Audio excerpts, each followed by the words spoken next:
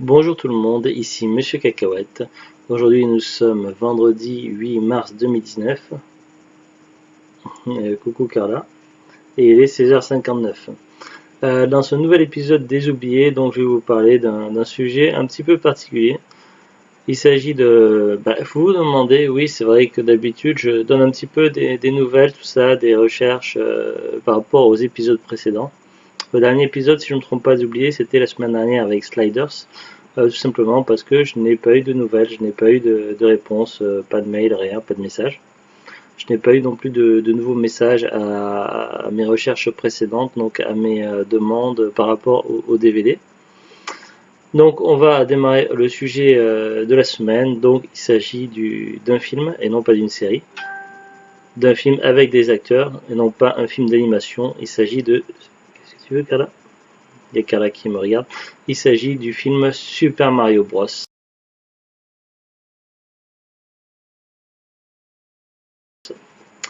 Alors là, je vais aller sur Wikipédia, ça va être un peu plus simple pour en parler. Déjà, donc je vais quand même parler de ce que j'en connais, de ce que j'en sais de ce film-là. Donc c'est un film que j'ai découvert dans les années 90 quand j'étais plus jeune. Donc ça passait la télé. Je crois que c'était sur M6. Donc à l'époque, j'ai dû le voir une, deux, peut-être trois fois, je ne sais plus. Alors c'est sûr que c'est un film qui a été énormément critiqué, notamment par des sites, des youtubeurs, tout ça, considéré comme un nanar. Mais nanar ne veut pas forcément dire être péjoratif. J'avais les yeux qui me grattent parce que les poils de chat qui volent en ce moment, puisqu'on arrive sur les chats qui allègent leurs poils pour arriver sur une période où il va faire plus chaud. Donc voilà, le terme nanar n'est pas forcément péjoratif, au contraire, des fois on peut trouver des films bien sympathiques. Donc voilà, c'est... Alors que dire, donc c'est un film que j'ai connu dans les années 90, que j'ai vu plusieurs fois, donc qui à l'origine il est censé retracer l'histoire des frères Mario.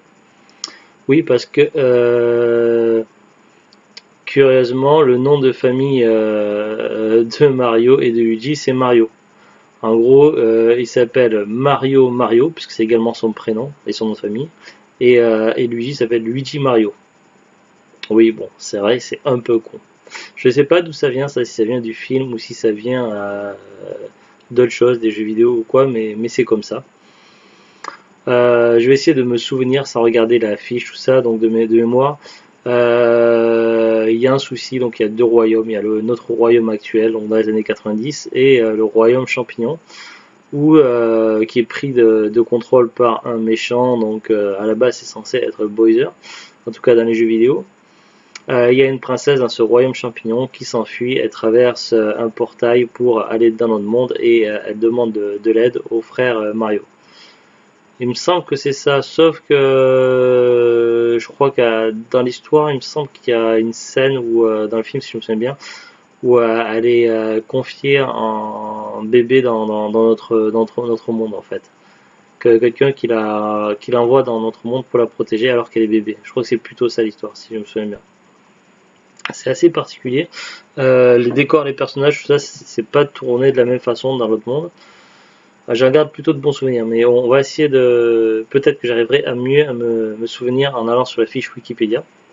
En tout cas, c'est un film que j'avais bien aimé et que j'aurais beaucoup aimé en voir en DVD parce que je suis fan de tout ce qui est jeux vidéo et aussi pour la collection. Mais voilà, et j'avais trouvé bien sympa quand même. Un bon petit film. Alors, d'après Wikipédia, Super Mario Bros. Le film, c'est un film américain réalisé par Rocky Morton et Annabelle Jankel, sorti en 93.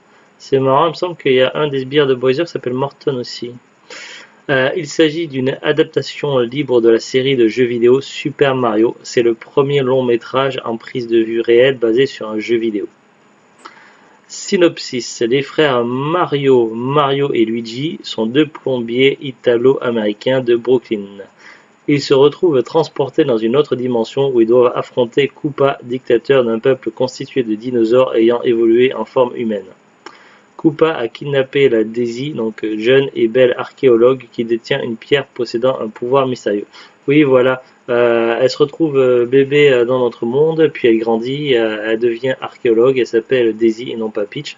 À savoir que dans l'histoire des jeux Mario, Daisy était là avant Peach. Alors est-ce que c'était la première princesse? Il semblerait que oui, parce qu'il y a eu au moins 4 princesses, 4 ou 5 dans l'univers de Mario.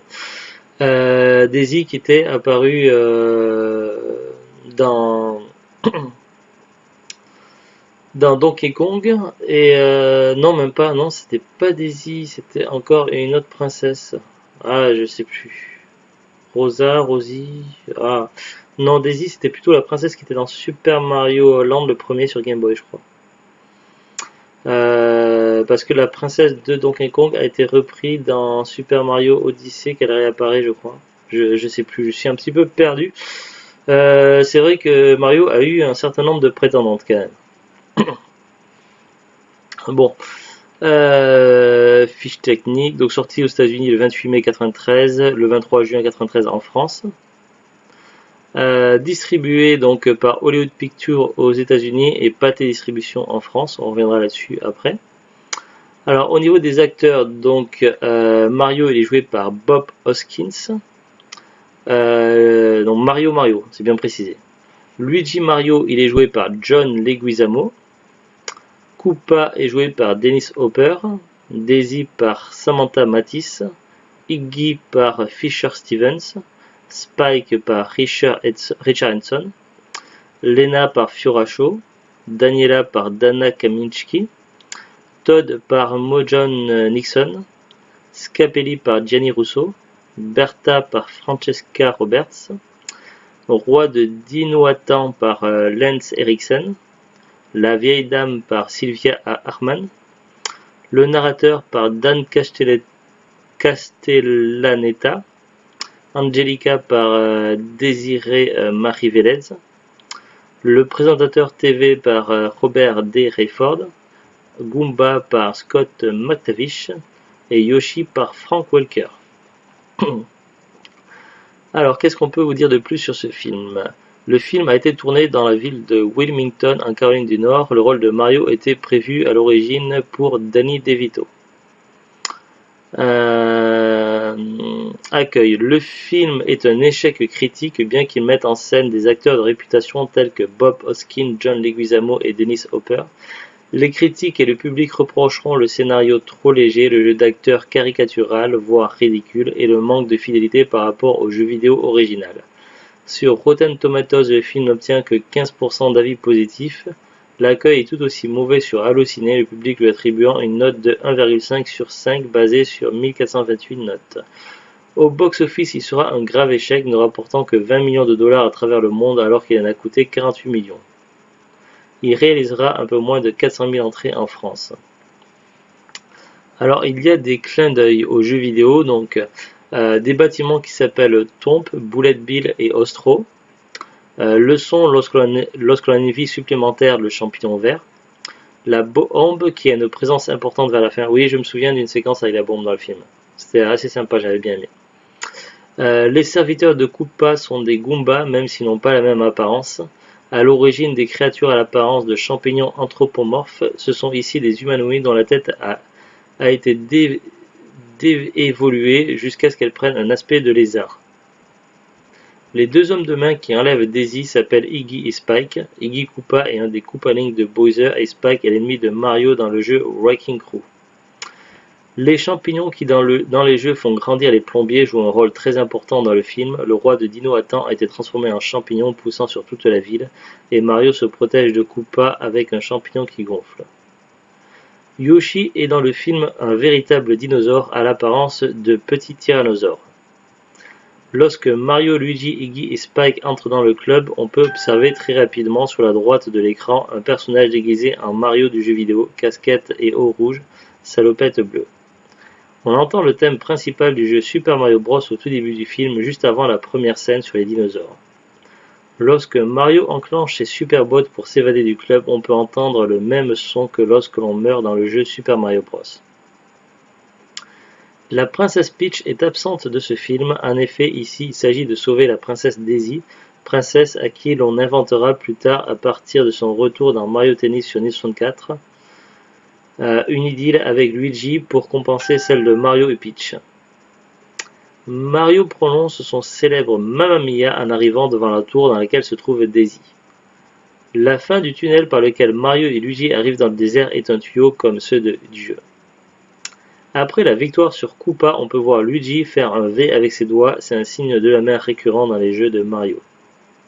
La manière dont nous montre le roi désévolué à côté de son trône et lorsqu'il reprend forme humaine rappelle les rois transformés en animaux par la famille Koopa dans Super Mario Bros 3, effectivement. Un des personnages du film porte le nom de Crapaud, il s'agit en fait de Todd, mais son nom a été traduit en VF. Ah oui, ben ils auraient pas dû le traduire, c'est pas bien. Les armes utilisées par les Goombas ressemblent fortement au Nintendo Scope, un accessoire en forme de fusil pour la Super Nintendo. Ouais. Bon, c'est à peu près tout ce que l'on peut obtenir sur ce film au niveau des informations. Alors ensuite, donc j'ai fait des recherches sur internet. Je savais, donc ça faisait un moment que je cherchais, des années que je savais qu'il n'existait pas en DVD, du moins en français. Mais bon, j'ai vérifié quand même si ça n'avait pas changé entre temps. Je savais que jusqu'à présent, on ne pouvait le trouver que en cassette vidéo. Alors, du moins en VF. Alors, j'ai regardé sur Amazon.fr dans la rubrique DVD Blu-ray, j'ai tapé Super Mario Bros. On obtient différents résultats dans différentes langues en import principalement. Alors, j'ai ici donc Super Mario Bros. Donc j'ai ouvert plusieurs fiches sur Amazon. C'est bien précisé import italien, donc expédié et vendu par Amazon, donc c'est toujours commercialisé pour 12,16 €. Le problème, c'est qu'au niveau des choix des langues, eh bien, italien en 2.0 et c'est tout. Sous-titre italien. Région 2, ben oui, parce que l'Europe c'est région 2. Le DVD donc de l'édition italienne est sorti en 2013, le 26 septembre 2013. Alors oui, j'ai quelques notions d'italien, donc j'ai fait des cours d'italien il y a un an ou deux. Mais bon, j'ai déjà tout oublié, donc ça ne sera pas très utile. Ensuite, on a une autre version différente, encore de l'import italien, expédié et vendu par Amazon, donc toujours commercialisé, mais cette fois-ci plus cher, 15,27 €. C'est marqué PAL import et audio en langue, il n'y a que anglais. Donc une import italien, mais avec seulement de l'anglais. Sous-titré anglais. Ça nous avance pas beau, malheureusement. Ensuite, on a une autre offre, donc Super Mario Bros. Expédié et vendu par Amazon pour 15,10 €. Format PAL, donc zone 2, donc lisible pour nos lecteurs DVD. Par contre, au niveau des choix des langues, allemand et anglais. Donc voilà, toujours pas de français. Donc les Italiens ont droit à avoir Super Mario Bros, les Anglais, les Allemands. Nous, ben, on l'a un petit peu dans l'os. Là, il y a une autre édition, donc Super Mario Bros, intitulée, vendu et expédié par Artline Universal et expédié par Amazon. Donc là, ce n'est plus Amazon qui vend, mais un revendeur. Donc là, au niveau des langues anglais et espagnol, sous-titré espagnol et portugais. Donc ça ne nous avance pas plus. Donc voilà, une grosse partie du moins les plus grands pays d'Europe, les premiers en tout cas, ont une édition DVD, donc avec une langue correspondante. Et nous, en France, eh bien, on est encore une fois, encore et toujours, au niveau des DVD, on est trop souvent oublié. Donc voilà, encore une fois, on l'a dans l'os, donc rien. Rien pour nous, pas de VF en DVD. J'ai vérifié sur Rakuten, rien de plus. Donc on trouve les dessins animés en VF, mais les films, c'est toujours uniquement des versions import. Alors j'ai parlé tout à l'heure de Pathé Distribution, donc du moins pour la France. Alors j'ai regardé un petit peu.